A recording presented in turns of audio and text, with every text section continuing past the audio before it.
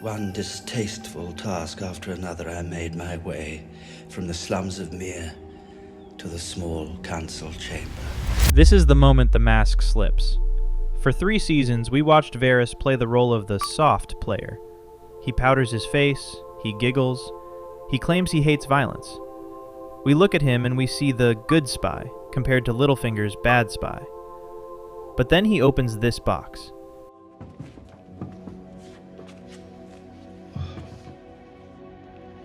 Sorcerer. Hello, my old friend. And in just 5 seconds, we realize that the man standing in front of Tyrion isn't just a spy master. He is a monster.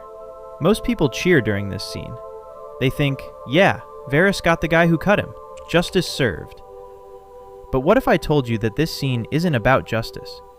It's a warning. It is the show quietly telling us that Varys is capable of a cruelty so patient, so cold, that it makes Joffrey look like an amateur. And if you know what he does to his little birds in the books, you know that the sorcerer in the box was just the tip of the iceberg. I mean, sure, I'll talk about the little birds and the dark secret the show left out. But first, we need some context. Because to understand why this box matters, we have to understand what Varys actually is. Throughout the show, Varys repeats this mantra: I serve the realm. He positions himself as a utilitarian. He doesn't care about kings or queens. He cares about the plumbing. He wants the water to flow and the children to be fed. And because he says this so often, we believe him. We forgive his scheming because we think his intentions are pure. I did what I did for the good of the realm. But the sorcerer in the box scene challenges that entire narrative. He tells Tyrion the story of his trauma. But what he wanted was far worse. It's moving. It's horrifying. We feel empathy for him. But then he pivots. He reveals that he has spent decades hunting this sorcerer down. Not to kill him quickly, but to keep him. Let me explain it this way. The sorcerer in the box is still alive. His mouth is sewn shut. He is trapped in darkness, breathing through a tube, wallowing in his own filth. This isn't serving the realm. This is personal. This is torture. And this is where the show softens the character compared to the books. Because in the books, Varys' cruelty is much more systematic. In the show, the little birds are just street urchins, orphans who spy for candy. It's almost cute. But in the books, it is a horror story. In the epilogue of A Dance with Dragons, we learn the truth. Varys' little birds aren't just paid spies. They are often mute.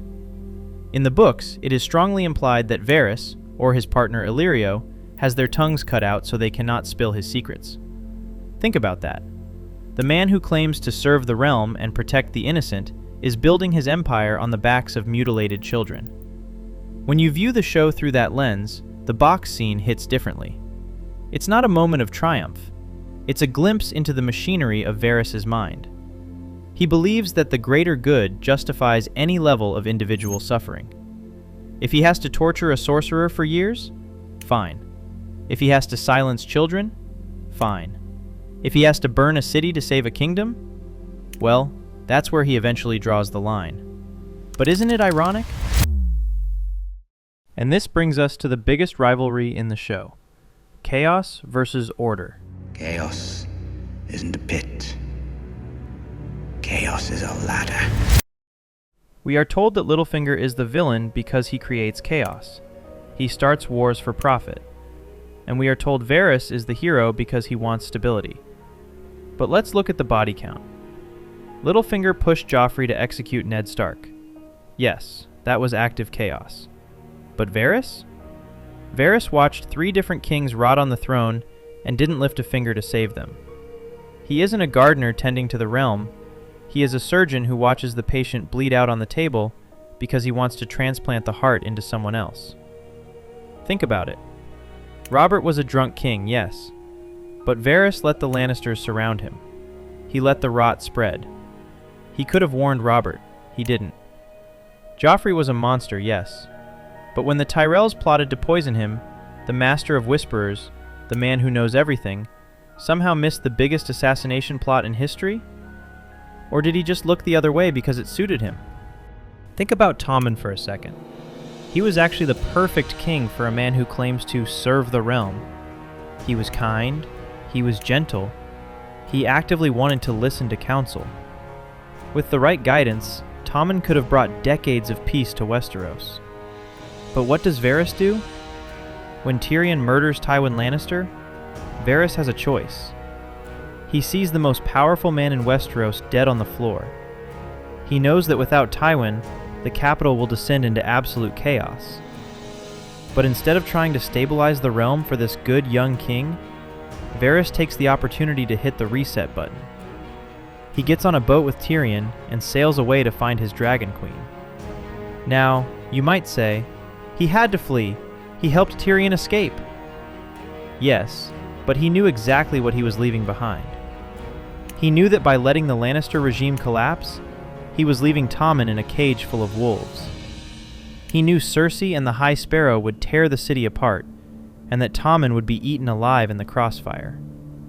He willingly sacrificed a gentle, innocent king because a stable Westeros didn't fit his grand plan. He needed the realm to bleed and tear itself apart so that his Targaryen savior could swoop in and look like a hero. So when he opens that box to show Tyrion the Sorcerer, he is showing us that he treats people like disposable assets. If you fit his plan, he uses you. If you don't, even if you are a good person like Tommen, he lets you die.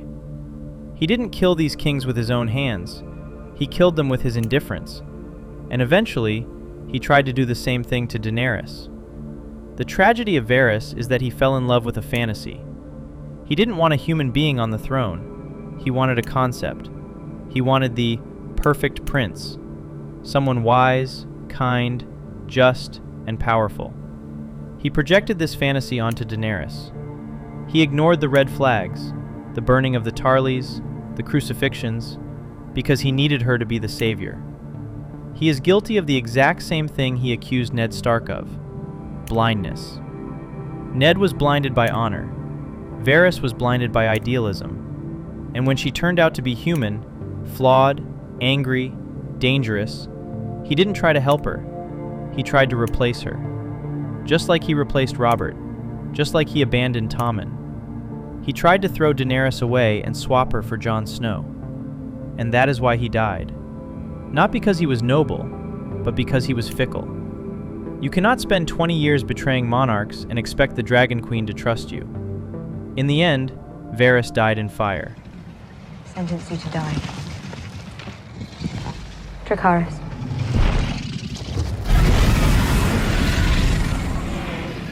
And there is no poetic justice here. There is only failure. The sorcerer in the box, the man who cut him, was a fanatic. He believed in magic. Varys was a fanatic too.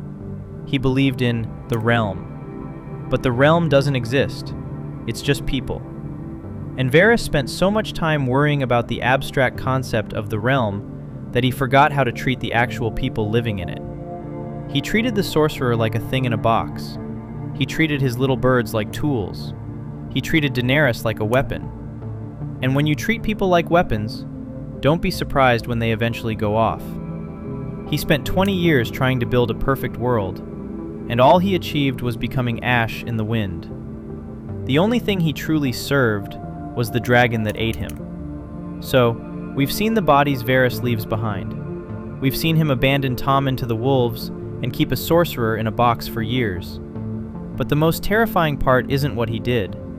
It's why he felt justified doing it. I did what I did for the good of the realm. You see, Varys doesn't see people as people. He sees them as props in a stage play. He figured out a secret about Westeros that no one else understood, that kings, gods, and gold are all just a collective hallucination.